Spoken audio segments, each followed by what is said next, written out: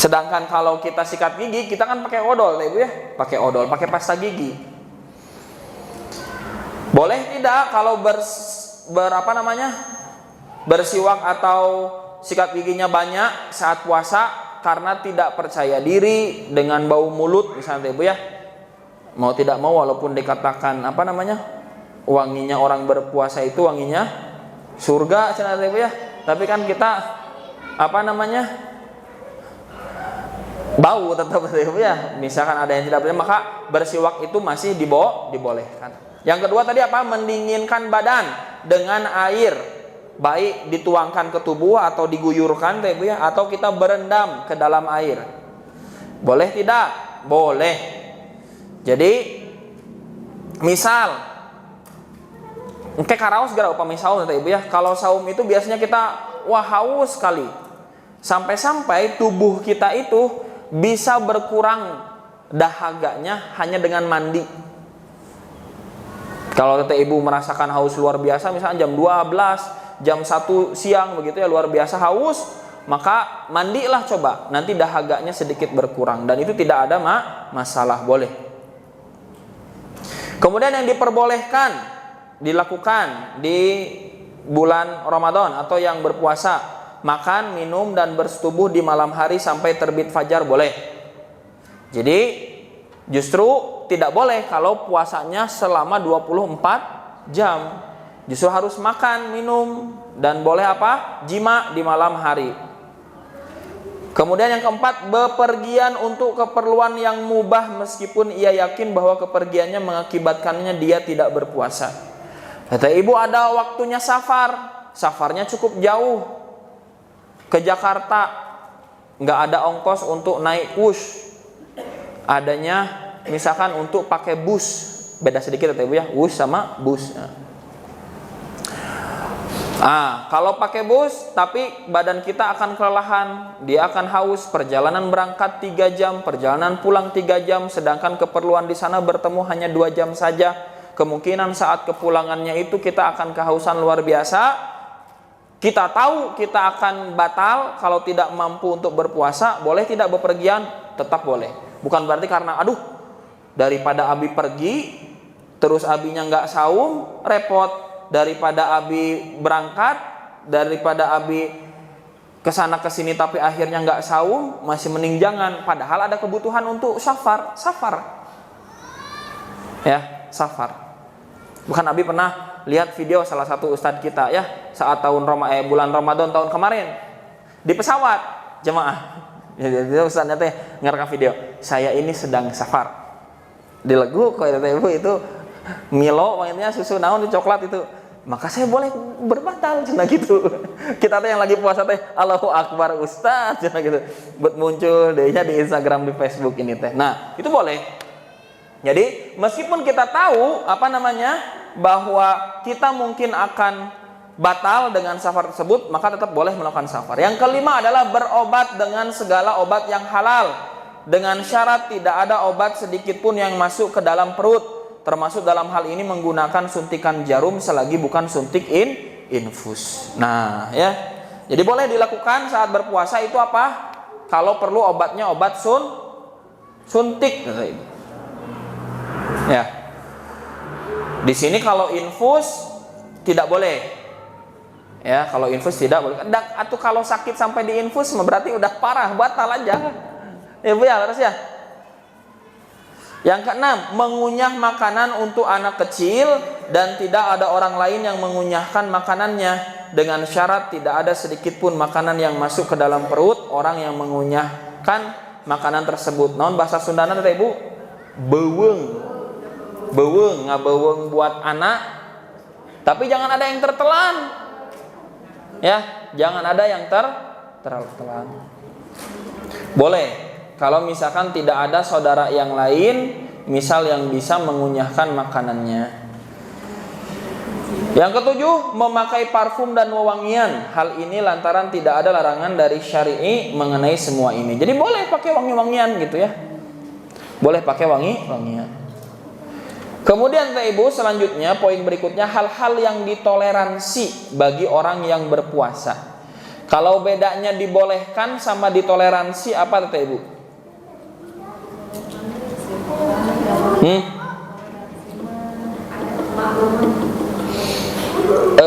Konteksnya ke saum, ditariknya ke saum. Yang dibolehkan itu seperti apa?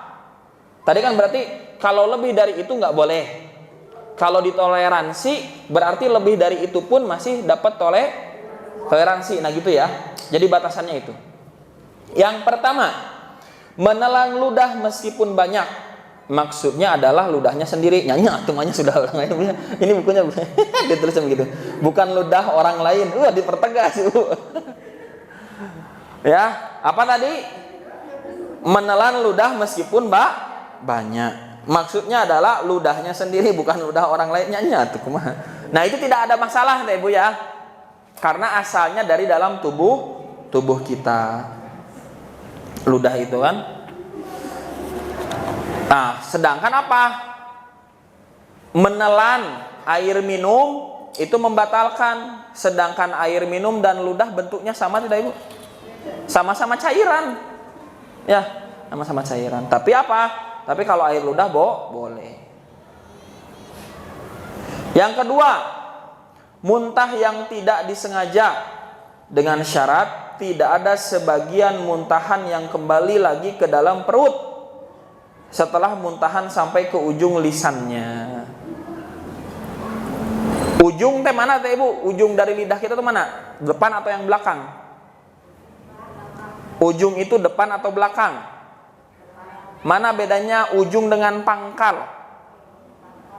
Ayo yang belajar tahsin. Kok bingung ujung lidah pangkal lidah yang mana? Siapa guru tahsinnya? Ujung lidah depan atau belakang? Depan. Kalau pangkal lidah belakang. Ujung tenggorokan atas atau bawah? Kalau pangkal tenggorokan? Kenapa tadi bingung? Jangan takut salah. Tadi nggak bahas apa tadi tanya? Oh, nah kalau kita muntah nih ya Teh Ibu ya, tidak sengaja nih. Kalau sudah sampai ke ujung lidah, itu harus dibuang. Tapi kalau ternyata baru sampai tenggorokan bagian atas, kita tahan supaya nggak keluar ketelan lagi. Nah, batal tidak saumnya. Kan kita nggak bisa kontrol muntah Ibu. Dia mau keluarnya sejauh apa kita nggak bisa kontrol kan? Ayo, ini kita bahas fikih ya, bukan bahas sesuatu nu jorok kan, Ibu. Kita bahas fikih. Kalau mau bahas sesuatu nu jorok, poin pertama saya punya gambaran yang lebih jorok lagi. Tapi kita bahas fikih ini. Kalau ternyata muntahannya kita itu, berhenti di sini, terus dia masuk lagi, nggak sampai ke ujung lidah, batal nggak? Dari mana dalilnya? Tadi penjelasannya di poin nomor 2. Kok masih takut salah? Ibu kan udah dapat ilmunya. Muntah yang tidak disengaja dengan syarat tidak ada sebagian muntahan yang kembali ke dalam perut setelah muntahan sampai ke ujung lisan. Ujung tadi bagian depan. Jadi sampai belum terasa hasilnya, Ibu. Kan rasa muntahan itu asam ya, karena ada asam lambung baru nyelak di sini. Nah, dia dengan sendirinya ke dalam lagi, tidak ada masalah. Yang ketiga, menelan lalat tanpa sengaja. Mungkin tidak menelan lalat tanpa sengaja? Mungkin saat di mana? Naik motor terus lewat sawah. Itu tidak sengaja Ibu. Masuk tidak ke tenggorokan? Seharusnya sesuatu yang masuk ke dalam tenggorokan, meskipun anak kecil itu memain-mainkan kertas, menelannya, maka itu kan membatalkan. Sedangkan ini tidak sengaja.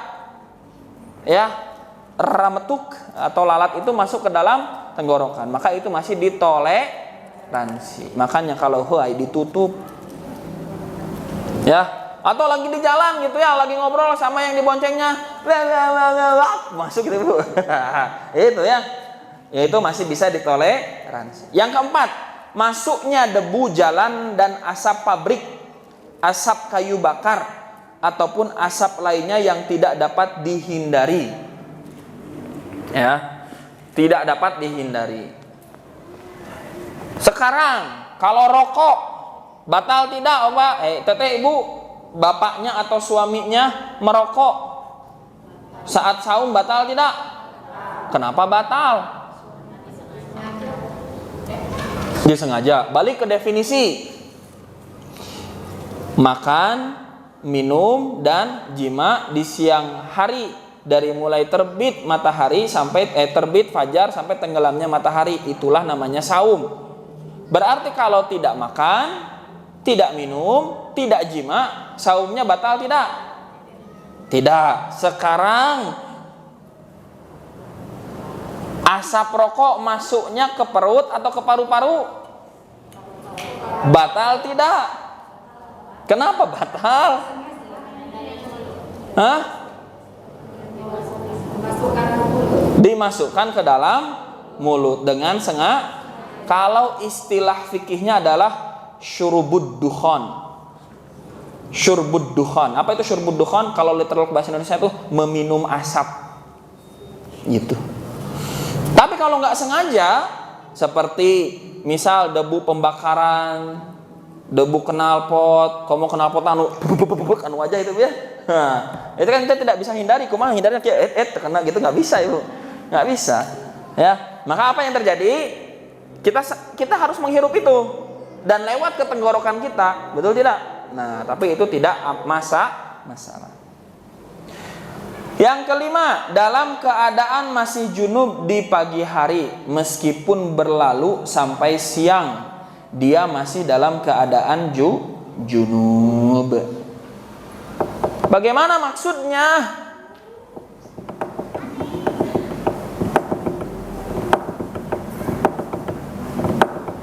Kita ambil contoh yang suami istri. Kata ibu ya, yang sudah menikah, saat sahur jima dengan pasangannya. Allahu akbar, Allahu akbar, belum mandi junub. Belum mandi junub. Maka puasanya sah atau tidak? Sah, betul. Buat yang laki-laki, setelah sholat subuh tunduh, kemudian tertidur, kemudian mimpi basah, kemudian sepanjang pagi sampai zuhur tidak mandi junub dalam keadaan Ramadan, sah atau tidak saumnya? Kenapa seperti ragu? Sah, cina gitu. Sah, tetap. Jadi junub, kalau sekedap kalimatnya gimana ya? Junub itu tidak membatalkan saum, salah atau itu mah kalimatnya ya. Kalau junubnya di malam hari, kemudian datang waktu fajar, dia belum membersihkan bekas junubnya itu atau belum mandi besar, maka saumnya tetap berjalan. Gitu ya, Ibu. Ya. Jadi dalam keadaan masih junub di pagi hari atau saat fajar terbit atau saat azan subuh, masih dalam keadaan junub, belum sempat ya. Apalagi ibu misalnya gitunya, wah di dapur nyiapkan semua, nak Allahu akbar, Allahu akbar, Allahu akbar can ibah gitu dijawab nanti gitu. Misalnya begitu ibu ya. Ah, maka mandilah di situ. Saumnya lanjut tidak? Saumnya lanjut. Gitu ibu. Jadi jangan ragu, saumnya lanjut. Nanti silakan nanti ibu klik ufid.com untuk menguatkan dalil-dalil ini. Nah, gitu ya. Yang keenam, mimpi basah. Mimpi basah nih, tidak ada konsekuensi apapun atas orang yang bermimpi basah dalam keadaan puasa. Hal ini berdasarkan hadis Nabi SAW, rufi'al qalamu an thalathah, anil majnuni hatta yafiqa, anin naimi hatta yastayqidha, wa anis sabiyyi hatta yahtalima. Pena atau catatan amal diangkat dari 3 hal atau 3 orang, yaitu orang gila sampai sembuh, orang tidur sampai terbangun, dan anak kecil hingga telah balik. Jadi kalau saat tidur kemudian mimpi basah, maka nggak ada masalah, tidak berpengaruh sama sekali dengan saumnya. Ya, tapi kalau siang hari suami istri jima, maka nanti ada kafaratnya. Kemudian yang ketujuh, makan atau minum karena tidak sengaja atau lupa hilap. Biasanya di awal-awal saum. Abi sampai terakhir tuh usia saat 19 apa saat 20. Pas awal-awal Ramadan itu teh lupa.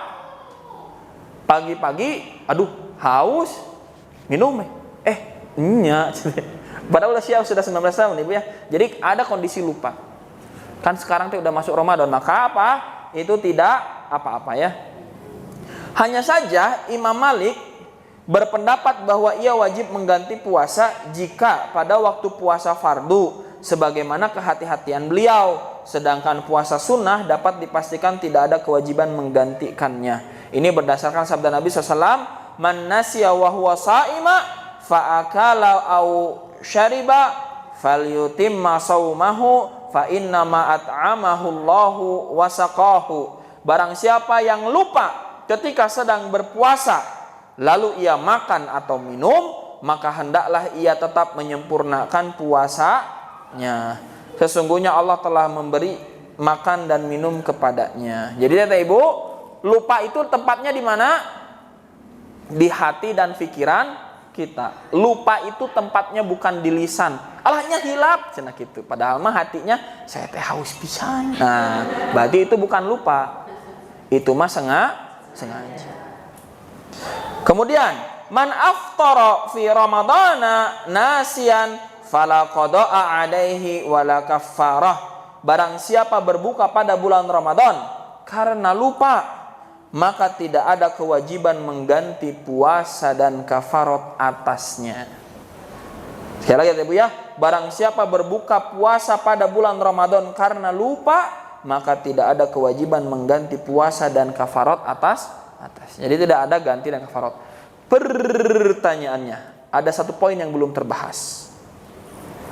Ternyata muadzin azannya 5 menit lebih awal dan masyarakat kemudian berbuka. Bagaimana hukumnya? Jadi PR. Silahkan dicari jawabannya. Kalau muadzin, ini kasusnya muadzin.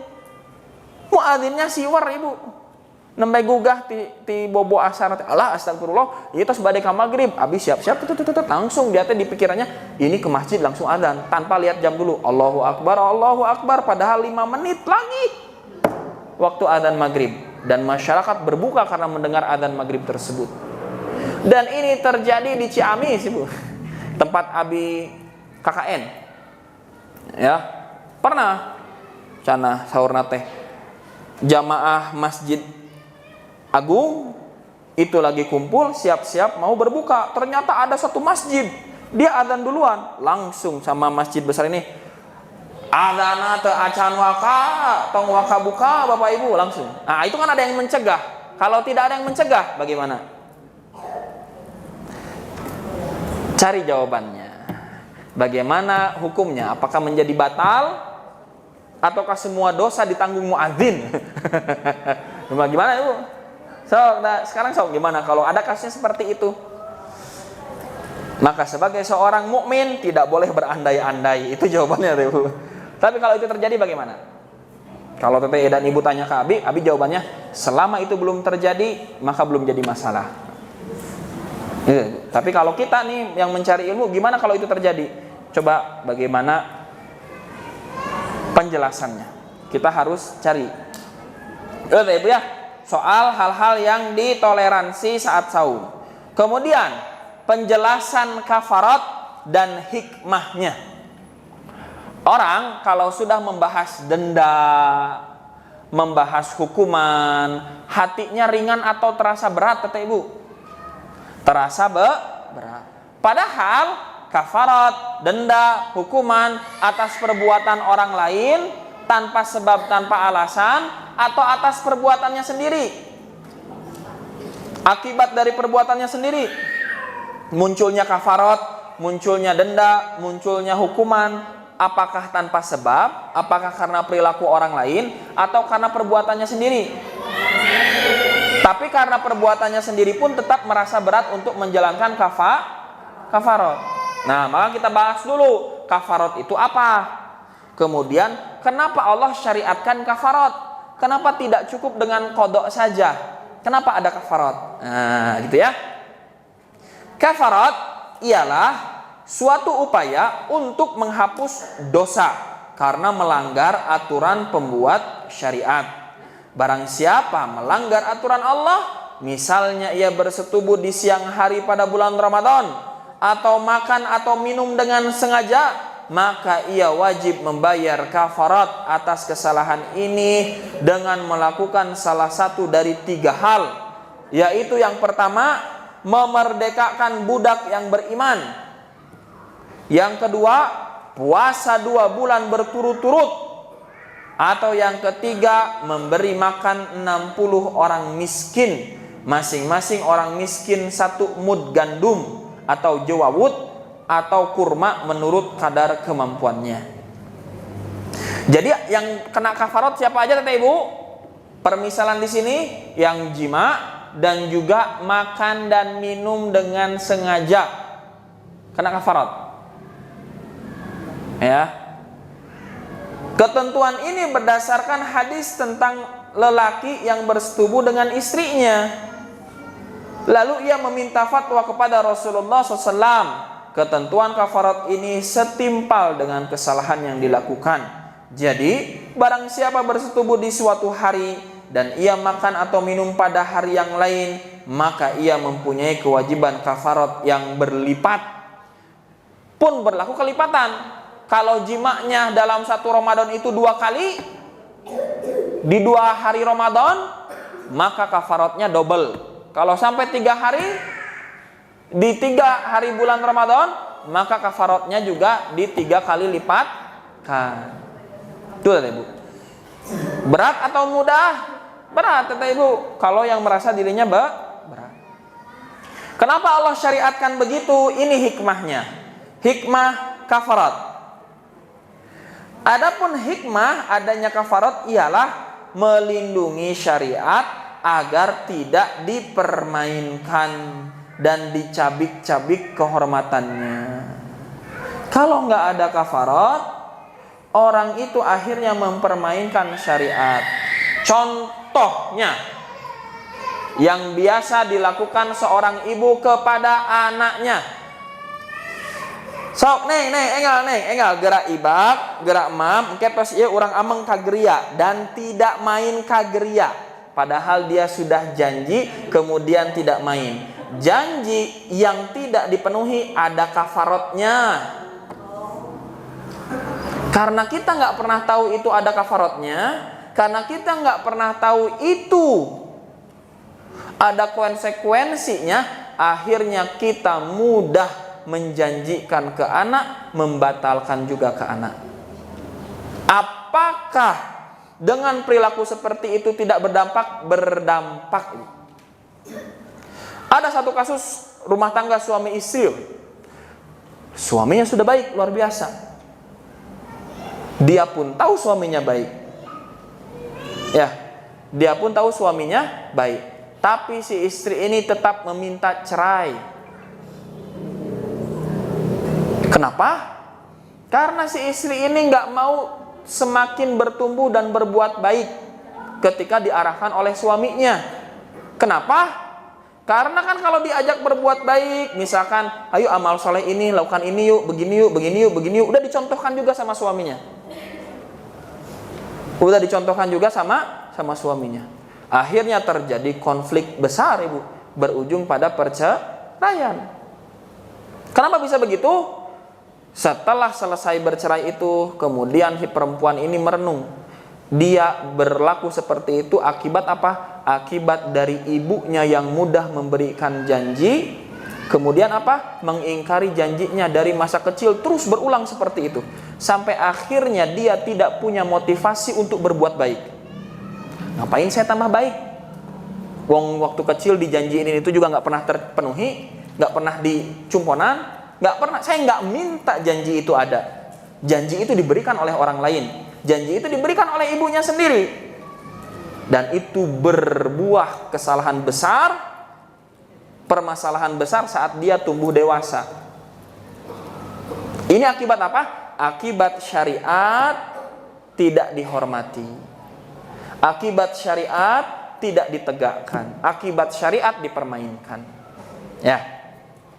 Tenang nanti ibu, jangan jadi merasa berdosa. Allah astagfirullah, robal baroh ya. Gak usah tiba-tiba merasa kita semua punya salah kok. Tinggal beristighfar, minta maaf dan sebagainya ya, dan perbaiki. Kafarat juga dapat membersihkan jiwa seorang muslim dari dosa-dosa kesalahan yang dilakukan tanpa uzur. Coba kata ibu, kalau melanggar janji langsung ada kafaratnya. Melanggar janji ada kafaratnya. Teteh ibu jadi orang yang mudah membuat janji dan melanggarnya atau tidak? Tidak. Akhirnya saat mau membuat janji itu kita mikir lebih dalam. Ini saya mampu atau tidak ya? Kalau saya berjanji saya sanggup nggak penuhi? Akhirnya apa? Saya nggak bisa janji, saya akan usahakan. Mudah-mudahan ini yang terjadi. Kan lebih bijak. Ketimbang kita udah janji tapi ternyata kita juga nggak tahu akan berhasil atau tidak. Repot deh ibu, ya. Dengan demikian semestinya kafarat dilakukan sesuai aturan yang telah disyariatkan, baik kuantitas maupun tata caranya, sehingga dapat tercapai tujuan kafarat, yaitu apa? Menghapuskan dosa serta menghilangkan pengaruh maksiat dari jiwa. Dan ingat ya ibu, sudah kita bahas di pertemuan hari Senin kemarin, dosa itu ngasih tinta hitam, satu titik hitam yang lama-lama akan menggelapkan hati kita. Dan pelanggaran syariat, dibersihkan hati kita itu dari pelanggaran syariat supaya tidak kotor, salah satunya dengan kafarat. Ya. Nabi SAW, dasar kafarat firman Allah di Quran surat Hud ayat 114. Innal hasanati yudhibnas sayyi'at. Perbuatan-perbuatan yang baik itu dapat menghapuskan kesalahan. Kata ibu, kesalahannya jima di siang hari, makan dan minum dengan sengaja tanpa alasan di siang hari, kata ibu ya, maka dia akhirnya akan menyepelekan syariat.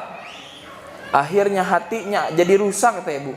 Tapi kalau kita dengan sedekah, kita memberi makan 60 orang miskin, kata ibu, kita memberi makan banyak orang yang perlu makan karena anjuran dari kafarat tersebut, maka hati kita menjadi selamat, hati kita menjadi bercahaya kembali, dan hati kita pun terperbaiki dengan perbuatan-perbuatan baik dari kafarat tersebut. Kemudian sabda Rasulullah sallallahu alaihi wasallam, "Ittaqillah haitsu ma kunta wa atbi'is sayyi'atal hasanata tamhuha wa khaliqin nasi bi khuluqin hasanin."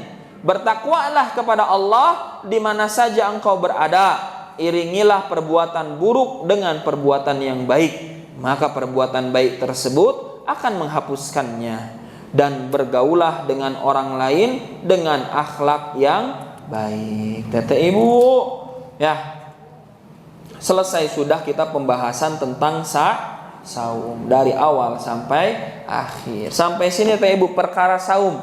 Ada pertanyaan? Pertanyaan akang apa? Kalau muadzinnya lebih dulu 5 menit kumaha? Atau yang mau balik-balik tadi itu. Apa pertanyaannya Tete Ibu? Mangga, kalau ada yang mau ditanyakan. Mangga Ibu, silakan. Waalaikumsalam warahmatullahi wabarakatuh. Mangga. Di tempat kerja saya kan mayoritas perempuan. Mayoritas perempuan. Ada beberapa teman kerja apabila di bulan puasa itu menyengaja meminum obat-obat tertentu, atau misalkan minum obat pil KB yang warna coklatnya itu dilewat, jadi supaya dia tidak keluar head, dengan alasan ingin puasanya full 1 bulan dan tidak mau ada kodo di bulan selanjutnya. Hukumnya bagaimana Ustaz? Waduh.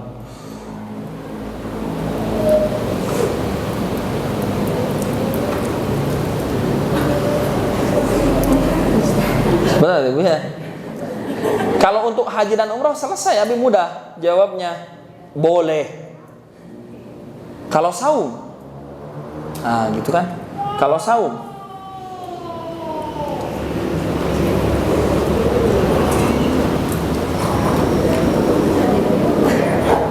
Tidak tahu Ibu. Tidak tahu. Tidak tahu. Jadi daripada jawab